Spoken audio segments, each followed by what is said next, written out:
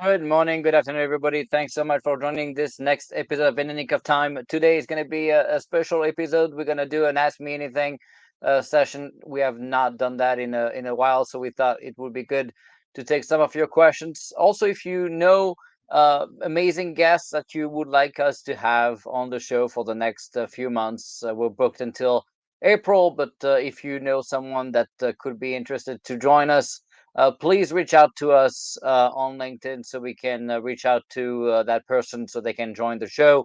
Looking for guests also outside of the government and outside of the DoD world, also on the .gov side. So if you have any good idea of regarding someone that could be interested in joining the show, please do reach out to us. If you do have questions today, please make sure you ask the questions on the comment section below. Just start the question with a Q.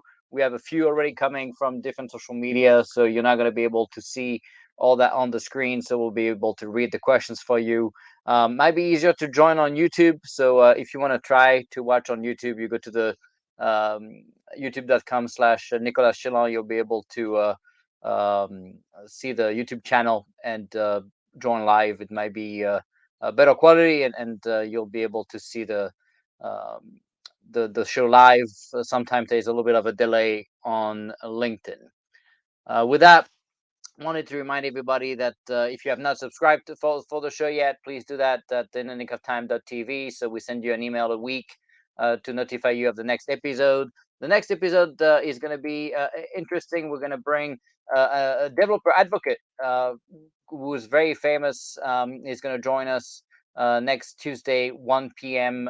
Eastern. He's part of this DevSecOps movement. Victor is the developer advocate, and he's got his own show on YouTube, so you'll be able to also learn about that DevOps toolkit. You don't want to miss that. We're going to be talking about what's going to disrupt the infrastructure as code universe and kind of the pitfalls that he's been seeing when it comes to platform engineers running DevOps and what to do to improve it and reduce toil and be able to be more effective. So it's going to be a very interesting episode next Tuesday, 1 p.m. Eastern. And like I said, if you have guests that you want us to reach out to have on the show, please let us know with the names, and you can also put it on the comment section below here as well. If you've not heard of this yet, we have AskSage is app now bringing GPT and GPT-like technologies to governments, NATO and the U.S. governments. We have, as you can see now, the ability to ingest data, including real-time data, and be able to tap into APIs, databases, and such, and do that at the CUI level. So if you have interest to work with us on a use case to bring GPT to augment your team's capabilities, or if you have the desire to help us resell these capabilities, we are now onboarding a few resellers. So it will be the time now to reach out at sales at AskSage.ai. And if you want to try it out, you can go create a free account on AskSage.ai. Just go register and let us know what you think. We also we have a Discord chat, so I'll put the link in a second on the chat here, so you can join us on Discord if you want to check it out. And know that we have now about 700 or 800 now teams on Sage, so it's pretty exciting. So with that, we'll take your questions live. So please start asking now on LinkedIn or YouTube or whatever it is you use, Twitter. Um, so there's someone, and I'm sorry, sometimes we don't have the names when you hide your profile for everybody else, so we can't see your name or picture, but that's okay. So did you order JSON Slurry software, and if so, any thoughts yet? I did. I have not seen it yet, but I actually have invited him to join the show. So we're going to have him soon. So it's going to be exciting. And, Jason is just a special guy. So I'm very excited about his work. I think is a visionary. He sees stuff that most people are not even able to comprehend yet. That's kind of the issue. Sometimes, you see further away, and maybe sometimes a little bit too far for most people to be able to comprehend it.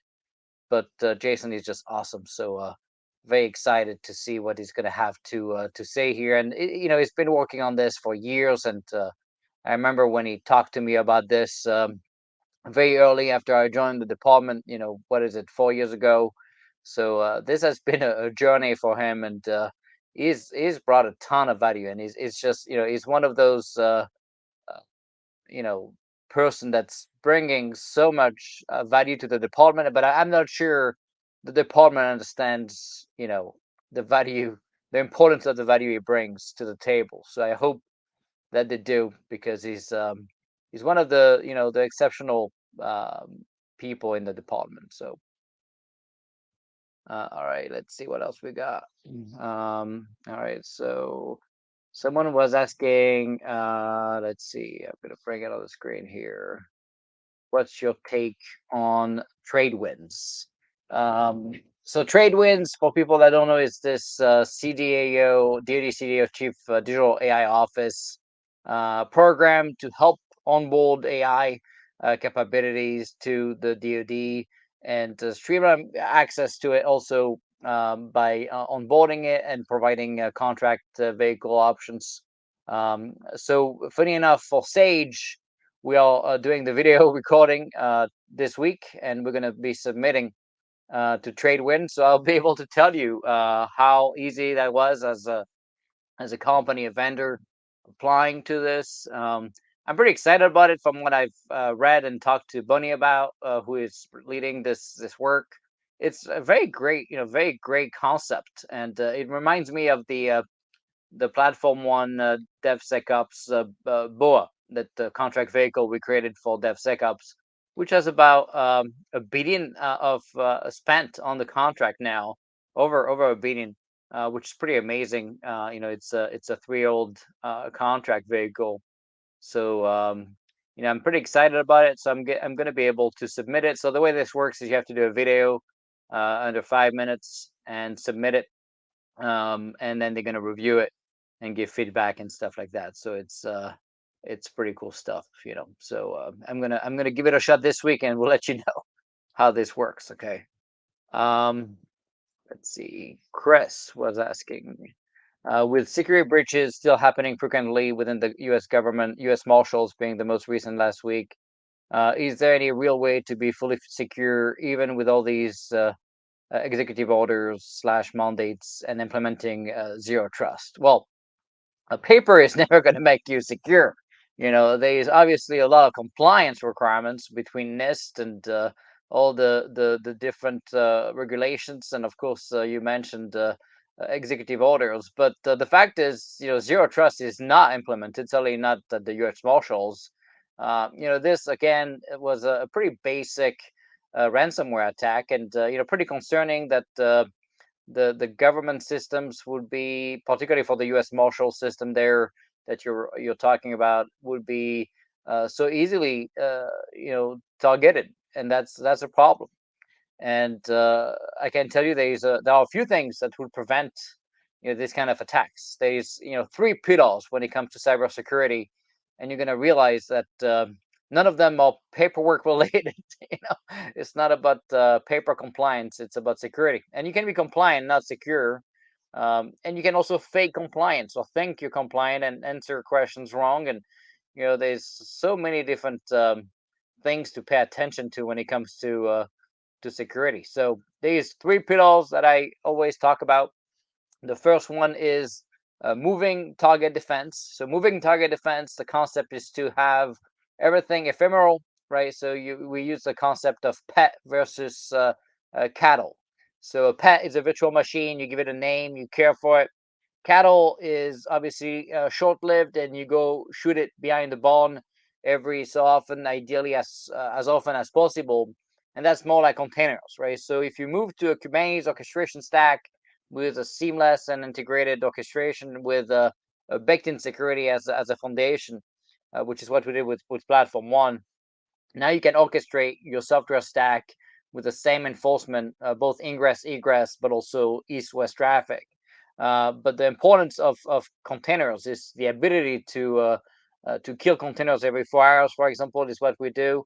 So that way you always go back to immutable state, right? And so if a malicious actor has access to one of the containers, obviously they lose everything they've done. So it makes it very difficult to retain access and then use that to laterally move. So that's the first pillar, right? Moving target defense. And then the second pillar is the zero trust, obviously, capability, which really is, and a lot of people are confused about zero trust. But we had a great episode about let's debunk zero trust on the show. But to summarize it, you have the device aspect where you want to enforce the device state, comply to connect, as we call it in DoD, but it's really enforcing the device patching state and the device identity with a strong certificate. And then you're going to have the user identity with the multi-factor authentication, and the compounded risk of the user plus the device will whitelist you and grant you access to resources using the concept of a software-defined parameter. SDP, not SDN. SDP enforces the device state. It's not just a reverse proxy or proxy identity proxy. That's just not enough, right? This is enforcing on the client level the device state of that device, and it compounds the risk of that device with a user identity risk.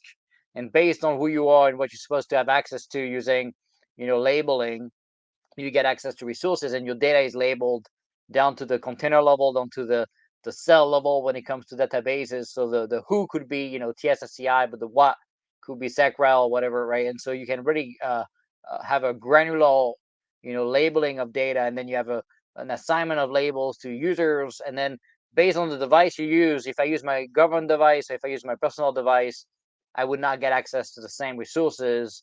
And it uses a concept called the segment of one, right? So segment of one is this concept of a dedicated network for the device and the user combination, right? So if you use a different device, you get a different segment of one, and that effectively only gives you access to the resources you're supposed to have access to. So like a VPN where you can scan the network and see what's going on and laterally move to the crown jewel, you wouldn't even be able to see the crown jewel because they're not part of the segment of one.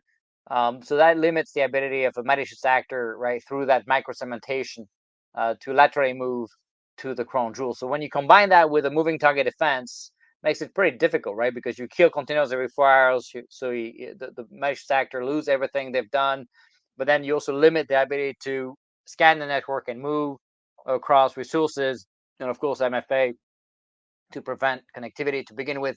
But then, the third pillar is the continuous monitoring with behavior prevention. So that's using AI/ML technology to continuously monitor what the containers are doing, and if a container starts doing something it's never done before, whether it's Linux commands, kernel command, or whether it's just trying to connect to something it's never tried to connect to before, or open ports or whatever, that would kill the container as well and alert the team.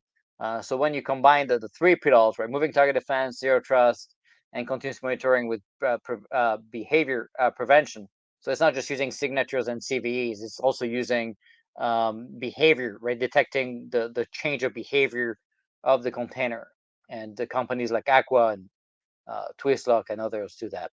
And so that's how you end up with a pretty significant cyber stack, right, to protect the network. So when you have all three, you're limiting the movement, you're limiting the access, and then you're detecting and preventing malicious activity if they manage to find a way to get in anyway. So you with all three, you have a pretty good cyber stack. But I can tell you most of the agencies are very far away from that. And so, what you're seeing is paper compliance and paper accreditation over true security. And so that's something to think about. But don't think that zero trust is a problem, or the technology is a problem. It's not implemented, right? So you know so you want to think about that, because that's how you secure the system. um, it's pretty concerning to see more and more breaches. And I can tell you that's the tip of the iceberg. That's the stuff we find out. I would be pretty confident to say that there are malicious actors, inside of networks, and we don't even know. Particularly when it comes to critical infrastructure, power, water. I wouldn't be surprised if China is inside of 40% of the grid right now, and just dormant until they need to push the button when they start engaging with Taiwan. So something to think about. All right, so let's see what else we got. Um,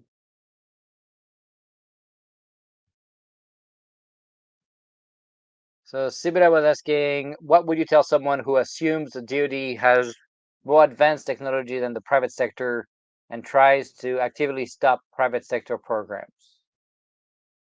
Um, well, first, I don't know who who thinks the DoD has more advanced technologies than the private sector. It's obviously the other way around, and that's why China is winning, right? Because China obviously has access to their top companies, and they steal the U.S. IP coming from our companies, and we're stupid enough often to sell them our data to the Shanghai Data Exchange and TikTok, right? So um, obviously, China has the ability to then have access to their best of breed inside of their government programs, and the companies have no say in it.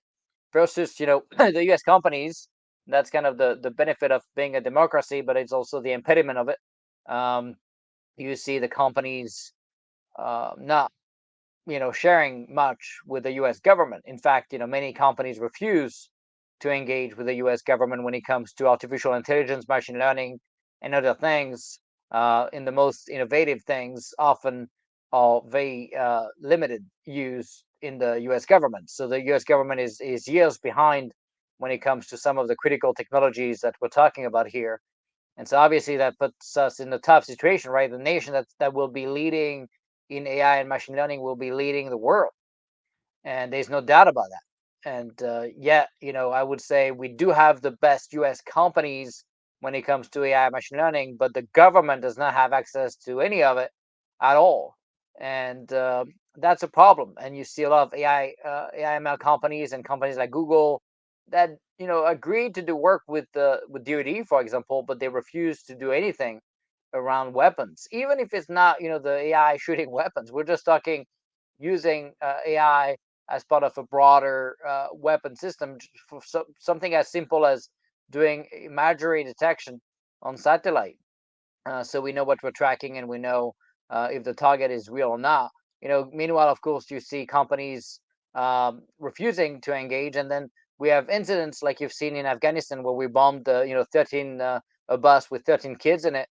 And I would argue if we had the technology that Google has to detect objects on satellite imagery, we would probably not have done that and prevented the death of 13 kids. So it's interesting how sometimes you can flip an argument on its head and make people realize that they're going to use the weapons anyways, but they would be much safer with better insights and better technology, and sometimes even limiting the human mistakes, right? So that's important. Yeah, everything is recorded, and it's on youtube.com. I'll put the link, slash Nicolas Chalons. I'll put the link here. All our episodes are recorded. A lot of great stuff. We're thinking of taking snippets of some of the episodes and trying to cut it and edit it. It's been over a year now, so we have a lot of amazing guests that came and share a lot of great insight. So if someone wants to help us do that, that'll be awesome. I think there's a lot of gems in there. Um, all right, so let's see. Tim was asking, how do we get the DoD to focus on the right things versus sham, wow, fantasy, buzzwords, and actually holding them accountable to use taxpayer money towards solutions that actually address issues versus sending more and more dollars to big companies for more butts in seats?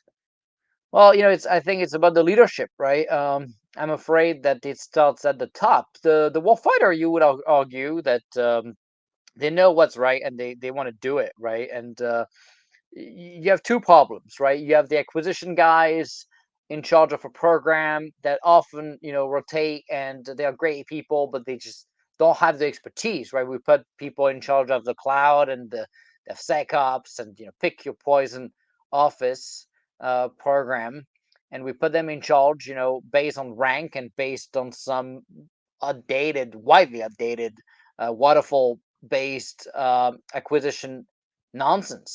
DAU is probably the biggest disgrace of the U.S. government, if you want to think about it. They are supposed to be training the Defense Acquisition University, supposed to be training our current and next generation of acquisition teams, and their curriculums are so dated. And they do have DevSecOps stuff, and there are some good people, at DAU, but the fact is, the leadership and the execution is a disgrace. It's appalling to see what we train those people on, and they're still effectively are mandated to do the waterfall nonsense, despite everybody in the world freaking knowing that this is not how you innovate and build anything in 2022 and beyond, and 23.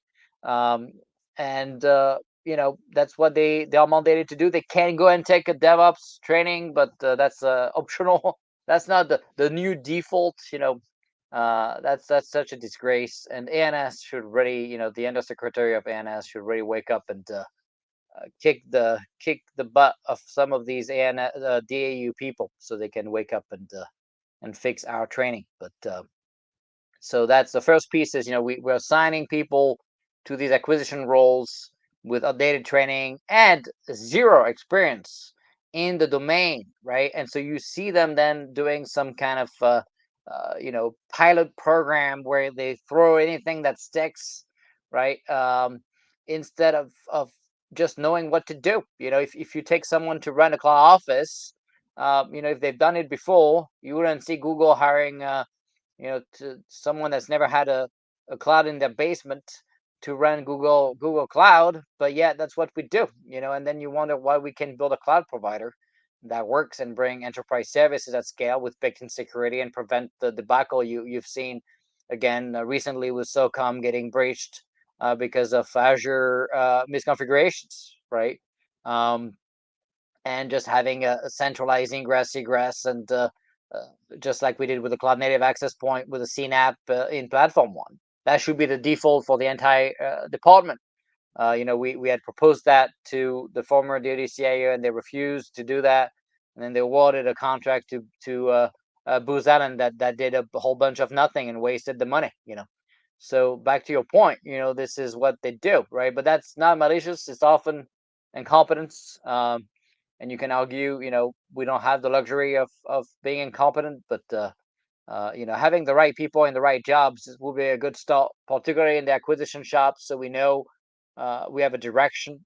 People like Jay Bonchi, right, that actually know the tech. They understand acquisition. They understand how to get things done, right? They can bring a project from A to Z in production, in a matter of weeks and not years. Timelines are wrong. Everything is wrong, right? It's a world of fat acquisition strategies, right? With a single prime, opposite to what we did with Platform One, right? Platform One was, 150 companies on contract, each value stream comprised of multiple companies led by a government integration person, program manager, grooming the backlog and prioritizing work.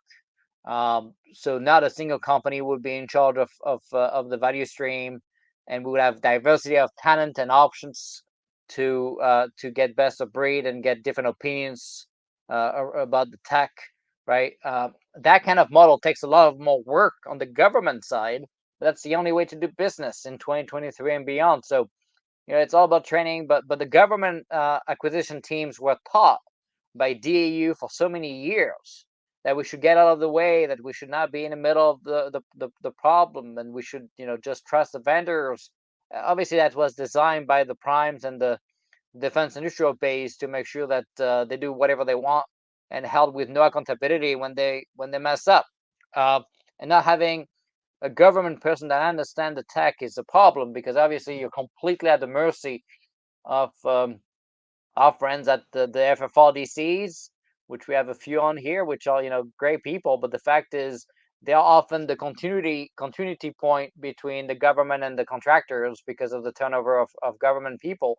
But I'm not so sure it's always healthy, right? I'm not saying it's not good to have it, but it should be more than just relying on the FFRDCs to understand what's going on. We should really do better. Particularly, people keep talking, oh, we need more airmen coders and stuff. No, we don't. I couldn't care less about that. That's going to be replaced by GPT-like technologies. We need more architects. We need more people that understand the tech stacks, that understand microservices, how to cut it, how to integrate stuff, how to manage those programs. That's what we need more of, right? So, um, let's see. And don't forget, if you wanna if you have a question, start with a Q so we know it's a question, because sometimes I can't find the questions in the chat. There's too many. So let's see. All right. So someone was asking about Azure. Let's bring it up. So, what's your take on exposed military emails linked to Azure? Um, well, we keep blaming Azure, and they there's a debate as far as it's just like the Tesla news recently. Every time there is a car crash with Tesla now, because they're going after Elon Musk, they keep mentioning the manufacturer. You see accidents all the time with other car dealers, and no one talks about it, right? It's just interesting how there's emphasis sometimes on some vendors. Um, I had some cloud providers reach out to me to badmouth others, and have journalists paid to write the stuff, right? That's obviously something I don't do, but they tried, so I'm not sure it's a Microsoft problem. I mean, of course they still a piece of Microsoft at fault here, but the fact is it's a basic configuration problem. And again, that's because we don't have a cohesive cloud vision. The cloud access point are widely outdated, very complex to put in place, way too slow, not automated, not turnkey, not even a cloud freaking service. It's a nightmare to set up. It's not cloud native. We don't need to connect to network to access the cloud. That's not how this should work. When we created the cloud native access point, that really was supposed to be able to bring cloud services and data all together with a zero trust foundation and streamline the whole process in a matter of minutes. And we did it in 45 days. But unfortunately, like I said, the ODCA at the time refused to make it the enterprise service it should have been, and have that as the foundation to cloud services. I can tell you there would be a zero breach, particularly those kind of breaches will be completely 100% prevented and possible with the cloud native access point. But Succom decided not to use it at the time, and they got breached with very basic cyber hygiene. We're not even talking about fancy, you know, zero-day exploit. We're talking about literally internet-facing servers because someone forgot to set up the right ingress, and and that's because we don't have a zero trust enforcement stack, and we're still relying on outdated VPNs, and that's not what we should do. So um, let's see. Andrew was asking, is Azure slash Microsoft DNS PKI stack subpar? Um, well, I think it's a debate, right? The fact is, Azure Active Directory is probably empowering what 90% of the world identity management stacks, right? So it can't be that bad, although otherwise people wouldn't be using it at that kind of scale. Um, DNS is insecure by itself. That's not a Microsoft problem. That's something that DHS and CISA and the bodies around the securing internet should have been focusing on for many years. The whole TCP/IP stack and the whole basics of internet is you know not designed on a baked in security model. It was a security after the thought, right? So I wouldn't blame Microsoft for DNS and PKI. I think the Azure stack for AD is okay. A lot of people are going to augment it, right, with single sign-on solutions, right? But then look, you see Okta, right? And Okta got breached, and then they did a terrible job at managing the breach and notifying the customers and kind of trying to hide it. I can tell you there are a few things that I'm completely opposed to having a shared multi-tenant um, control plane and data plane for a few key services. One is identity management. You should really have dedicated tenant. It can be on the cloud, right? But it shouldn't be shared like Okta SaaS or something like that. I would never do that, right? So first, dedicated tenant for identity management. Then you would have a dedicated tenant for the policy enforcement point of your zero trust stack, right? For us, it was AppGate on platform one, but whatever you use, Istio as your ingress and east-west policy enforcement point, whatever, right? That has to be a dedicated tenant. You cannot have other customers or other organizations that you don't know or care about on the same tenant. Too much of a risk, right? You'll get. I think it's becoming your source of truth for configuration as code, security as code, infrastructure as code, right? And don't miss the episode next Tuesday. We're gonna talk about what's gonna disrupt the infrastructure as code world on Tuesday 1 p.m. next week. So all that stuff, right? Um, should never be on a multi-tenant stack, right? You should have a dedicated stack because it's just too risky. At least for DoD important mission stuff, right? If a service like this get breached, uh, obviously they become the target, right? Because now they're targeting the supply chain and they get into your CI/CD pipelines and they're trying to get in production through your CI/CD. So all the multi-tenant cyber stacks, right? Even stuff like you take your cyber stack on Kubernetes. You want to have it on your tenant. You don't want to have it as a SaaS service, right? As too risky, way too risky. All right, so IPsec is gonna be mandatory. I mean, there's different technology, right, for tunneling, and we shouldn't be limited to one, right? That's for sure. But the fact is, yeah, I mean, for me, it should be mutual TLS for everything, right? So when we did the cloud native access point on platform one, we used mutual TLS, right, to authenticate the client and the server, right? And so I think that should be a mandate for everything. We should have MTLS for pretty much everything. So Sibila was asking, and yeah, by the way, if you have questions, make sure you put it into the comment section with a Q, like she just did here. That makes it easier. All right. So, what is your opinion on overclassification of documents, slowing down, impeding congressional oversight over department processes or investigations? Overclassification is a massive issue, right? Because first, the DoD is a bubble because we created this classification bubble. It's very difficult to get a clearance, so very difficult to bring new blood and new expertise and compete both for companies and individuals. If you want to get a job or even as a contractor, right? It's very difficult, right? It's really increasing the complexity of managing clearances, and honestly, everything I've seen so far is overclassified. Many times, a tiny piece should be classified based on the who and some insight about how we got it, whatnot.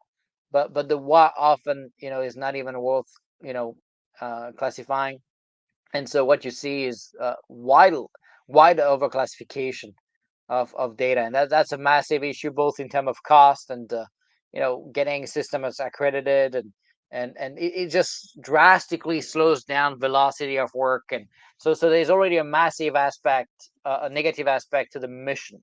People don't realize it, and because we're used to the slow pace of DoD, and people in the department don't know. I always say, if we send the Pentagon leaders for 2 weeks at SpaceX, their head would implode because of the velocity of work. They wouldn't be able to take it. They just don't know what normal life looks like. They've been stuck in the bubble for too long. So I think it's very healthy to to have turnover, and but the clearance process is designed to prevent it, right? It's not an accident that it was designed like this. It's designed to make sure that the little bubble remains a barrier to entry, right? For talent coming from the outside, and also it makes it very difficult for people to leave and go, work for a company for a couple of years and come back, right? So that's a problem. And yeah, it's obviously, it impacts velocity of work and outcomes more than we think, particularly with the SAP nonsense going on in DoD. That is just a whole vast disgrace, because we created this, you know, shadow IT, shadow everything, SAP money, which over complexify things by 10,000. That's even worse than TSSCI. And so that's the prime example of the bureaucracy designed to be bureaucracy, and just slow things down, and prevent diversity and options, and just making sure that there's no disruption in the players and who gets access to what and how, and it's a self-sustained vacuum bubble. So um and so yeah, that obviously there's a second aspect with impact to access. So with FOIA requests for first transparency for the U.S. citizens to even know how much money is being wasted. We keep finding that the department loses billions of taxpayer money and can't find inventory and keeping track of things. That's just the tip of the iceberg. If you look at the money spent on programs that just fell miserably multiple times in the billions, and we keep giving money to the same people and the same vendors and primes that failed at doing their job to begin with, you would never see a commercial company spend $1 billion somewhere to build something, and then they don't get it, it doesn't work, and then they're going to spend another billion with in a different size of a different side, different part of the company with the same freaking vendor. That would never exist. That would just legal would never let that happen. But yeah, we keep giving more money to the same people that fail at doing their jobs, um, and no one cares. And we classify it so then you can disclose the numbers, and you don't know how much money is wasted. And the taxpayer feel good about. I mean, most of us feel good about spending 850 billion a year on defense, and you know we just don't realize that 80 cents on the dollar is wasted. And I think if people knew that, they would probably freak out. So, but they should know, and they should freak out. Um, And obviously, that's a second benefit to overclassifying is making it much harder for investigations and oversight and everything, right? It's just everything is harder, right? It's a great tool to cover things up, right, and hide mistakes, and it's just the whole thing is it's just bad, right? It's just bad. Uh, Challenge was asking, when will vulnerabilities disappear from the world, with the exception of backdoors? It's a great question. Honestly, the software development world right now, and developers are so vastly uh, untrained in security that until something like GPT, right, comes and disrupts coding, which it will, right? I can tell you, for me, if you look at Sage, 90% of the UI at the back end, 100% of the SQL was written by Sage, right? I asked it to do a CAC authentication proxy with Nginx, with Mutual 2 certificates, and it just gave me the code, and you know, 90% was done. What you end up being is an orchestrator of prompt engineering, and becoming a prompt engineer is going to be the next skill you need to have now. And if you have, by the way, if you've not tried Sage, go and ask Sage.ai and give it a shot. We can ingest custom data. We can do a lot of pretty cool stuff, but I think it's pretty amazing to see how that's going to disrupt the world, and not just anything that's writing, right? And you're going to realize all the lies that we've been told about plumbers and electricians, and they're going to be the jobs of tomorrow. People that write stuff and code, 90% will be gone within 15 years. um, it's just a fact. All the velocity is going to have to multiply by 10, which I'm not sure we can. Right? But what's for sure is going to be a massive disruption, right? And so that GPT concept will potentially, and I just don't see it yet, because if you don't ask it in your prompt, it's not doing secure coding baked in. For example, when I ask Sage to write um, uh, some type of SQL, Postgres SQL thing, it wasn't escaping, right, for SQL injections. And when I was displaying stuff in HTML, it wasn't escaping for XSS injections. So I had to tell it, please make sure to escape, right, to prevent SQL injections and XSS injections. When you tell it, it's going to do it, but it didn't do it, by default, right? So that means the developer would have to think about it, which they won't, because they don't have the training to even care. And so you find a lot of vulnerabilities right now in software, because honestly, we open the development world to so many people with very little skills and very little experience. I've been coding for what? I started at 7. I'm 38, so 31 years. Goodness, that's scary. 31 years of coding in many languages, and for some reason I was always intrigued in security, so I've been always paying attention to security and coding securely, with security baked in and not bolted on, right? And so all that stuff is going to take years to fix, and only AI will solve it, right? In fact, what's interesting with Sage, I don't like writing comments, right? So I asked Sage, hey, write comments on my code, and he's just going to command my code for me. I love that, and then I'm pretty sure you could say, I didn't try because my code is already secure, but I'm pretty sure you could give it code and then ask it to secure it, right? So it would be a good test on Sage to try this out. But I don't think they're gonna disappear anytime soon. I mean, AI is gonna help us.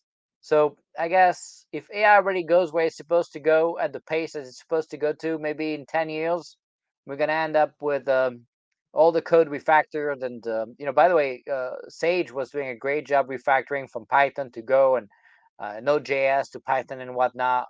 You know, I even asked it to swap a Docker file base image from Alpine to universal base image from Red Hat for DoD use, and he was able to do that. And he was able to know that the package names were different, right? And we named the packages in the DNF install stuff, right? So anyway, it's just amazing. So the only reason why I think you're right and it's going to disappear is not because of humans, or at least only because of a few humans that created things like GPT, but it's not going to be because of humans solving the problem. It's going to be done by AI. So Sibira was asking, what is your opinion on blockchain technology for financial transactions and rumors around the Fed working towards adoption of ledgers for transactions? you know, Blockchain is just great, but when you really think about it, we have other means to demonstrate, integrity and provenance of data, right? So we've been doing that for years before blockchain. We don't need blockchain to do integrity and provenance, which is the essential piece of a ledger. Immutability and the costs associated with blockchains, I feel, are so insane that they don't scale, and it could just cost too much money. It just cannot become commodity. That's why you're not really seeing a massive adoption after, what is it, 20 years we've been talking about blockchain now, 15, I don't know. You don't see much adoption outside of, coins and stuff, right? Because, you know, doing a voting ID, or something with blockchain would just doesn't scale or cost too much money to scale. So I just don't see. I think the reason why the Fed and banks, and I was with the CIA of a very very big bank, one of the top three in the world, and he was mentioning, hey, we're gonna do some blockchain stuff, and I'm like, why? The whole point of blockchain is obviously to remove you guys, right? And to have a decentralized model. But the Fed and those guys, they still want to do it because one is, they have to be, you know, hip, and they need to be part of this. Otherwise, they're missing the boat. So they're gonna do it, but they're gonna do it in a centralized fashion. So it's gonna be just swapping tech stacks. For them, it's not, not even worth it financially. I think it's going to cost them a fortune.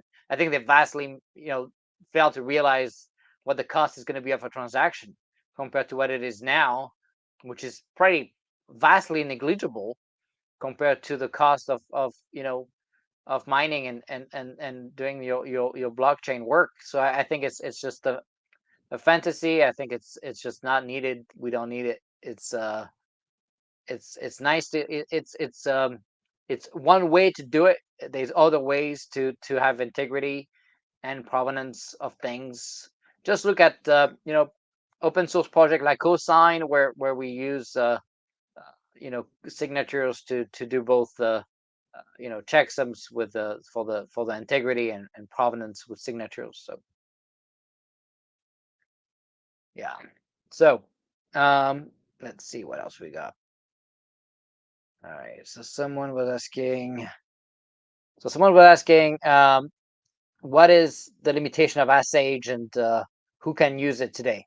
So anyone in NATO. So we have a list of countries when you go and register. I'll put the link on the chat here.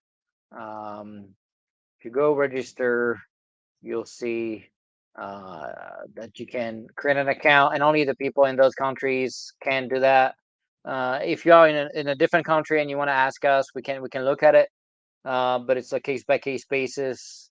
It has to be focused on the government use cases. You don't have to be a government employee, but you have to be helping a government agency or build something that will be able to be sold and used by the government. So that's a limitation. We can go probably all the way up to L5 right now, working on L6 for secret. So we can do N-class CUI. And the limitation of the technology, I guess, is just the limitation of there's a few issues, right? One is hallucinations. GPT hallucinates when he doesn't know something, is going to make it up, right? So we're trying to solve that by training it and giving it more content, and by giving it live queries. Right now on Sage, you can check the little box live at the bottom, and he's going to search Google and give Sage additional insights, so it's less likely to be wrong. If you ask it who is the governor of Arkansas, to ChatGPT, is going to be wrong because it was trained in 2021. If you ask on Sage and you check the live box, it's going to be right because we trained with new data, right? And then of course we can ingest more data real time, right? We're working on a go no go flying decision now to be able to use the FAA data and the weather and all that to be able to help pilots make decisions on whether to fly or not. So a lot of cool stuff there. You can tap into API, data lakes, and all that good stuff. The other limitation is the token size, right? So on a prompt with the DaVinci model, you can only do 4,100 tokens, and one token is about 4 English characters, so 16,000 characters. That's about 10 pages. It's a lot, but it's not that much if you pass insights, right? So what we do with Sage is we pass the top three results that we have in our databases of custom content to help Sage make insights. We also pass the current discussions, right? So whatever you've been telling Sage and whatever it's been gathering, we pass that as well, and so that adds up, right? And so obviously if your prompt with the insights is already 2,000 tokens and you only have like 2,000 left for the answer, so that's not a ton. You would think it's a lot, but it's not a ton. And the more you ingest, and the more and the more complex use cases, that's a limitation. So what we do, let's say you have a book, right? You want to index the book. The book is too big to be indexed, right? So we're going to index each chapter, right? And then each chapter, but if you just index the chapter, right? And if you ask a question about the whole book, it's only going to know the top 3 results of the top 3 chapters. So it's not going to know the whole information about the book. So what we do is we index with summarization, which costs a little bit more money, but we summarize we ingest a full chapter, but we also ingest a summary of the chapter. So then we can do a summary of the chapter to have the full summary of the book. And so then if you ask a broad question, then it would tap into the summary version. But if you ask a precise question about a chapter or whatever, then it will look into the detailed chapter version. So that's how you can go get around the limitation of tokens. But let's face it, when you summarize, you lose some context, right? And so, but GPT is very good at categorization, translation, summarization, all that kind of stuff. We gave it a JSON file with a Chinese resume item and say, summarize who this person is in English, and it was able to do that just beautifully from the JSON in Chinese with one prompt. It's just amazing, So that's just mind-boggling to me. But so let's see what else we got. And by the way, if you have questions, don't forget in the comment section, start with a Q so we know it's a question. And if you're on LinkedIn, sometimes, like I said, on YouTube, you may have the episode live better, right? There's a little delay on LinkedIn, unfortunately. So, yeah. All right, let's see what people are asking. Okay. So someone was asking, you've been on Fox News a lot. Why are you not on CNN or MSNBC? Well, they don't invite me. I would go, but they don't invite me. I can tell you a story though. When I left the department, everybody reached out to me. Well, I made quite some noise with a Financial Times article, right? And that morning, the first one to reach out to me was Tucker, and so I said, sure, I'll come tonight, talk to you, on Tucker. An hour later, I got a call from CNN, right, asking me if I wanted to come and talk about this on CNN. And I said, sure, but I'm going to Tucker, so would have to be after.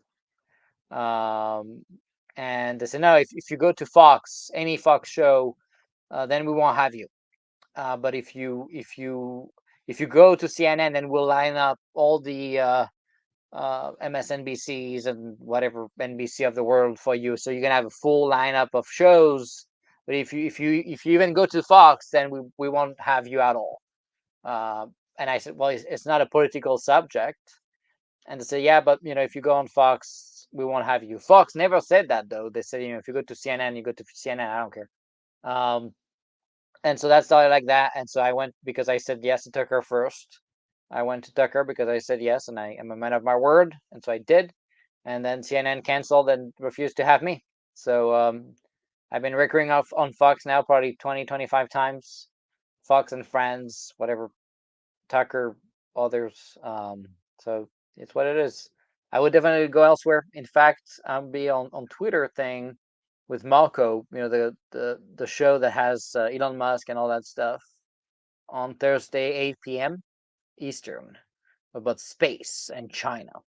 Do you still stay in touch with the DoD CIO leadership? Yep, all the time. Can't tell a lot of details, but we have a very good relationship. I'm a big fan of John. John. I was criticizing this, and John took it personally a little bit, but he understands that we need to get stuff done, and he's been pushing back, with the DISA leadership. Not General Skinner. General Skinner is great, but the SES middle tier of DISA often slowing things down and doing things the old-fashioned way, the wrong way, you could say. And so, we had a lot of great discussions. We have some monthly meetings and stuff to catch up. And John is awesome. I mean, he got done JWCC where, the previous CIO didn't listen to me. for years and got stuck in Potas. Meanwhile, Cloud One did more in cloud than everybody else combined. So we proved them that it was possible, but you know they just didn't listen. Acquisition is a pretty basic thing, and GWCC just going multi award was the obvious answer. So now we need to bring Zero Trust home, and John has a very exciting plan, and I've reviewed it. I gave some feedback. There was one big mistake. They had three course of actions. They missed the most important one.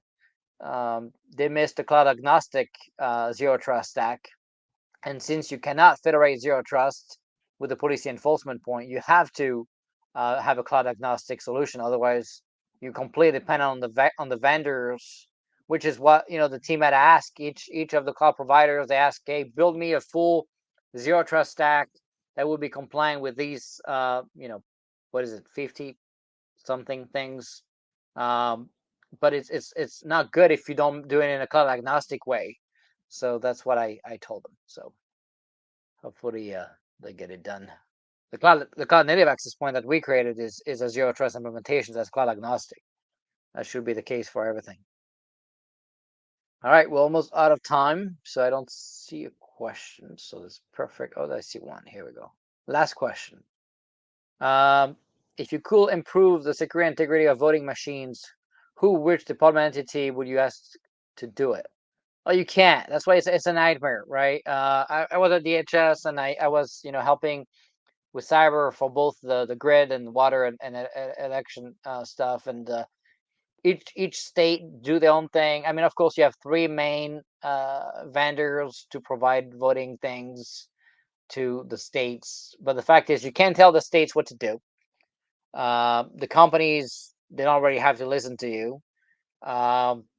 So the best way would be to fix the three companies. That would be easier. But look, the companies have ownership from foreign nations and nobody cares. So there's issues there. We don't know enough about their stacks. I can tell you, I don't care about 2020, but I can tell you before 2020, the fact is I've assessed the voting machines and they were running Windows 7 unpatched for 5 years. So anyone that tells me the election systems are secure, he has not taken a look at any election system in his life or her life.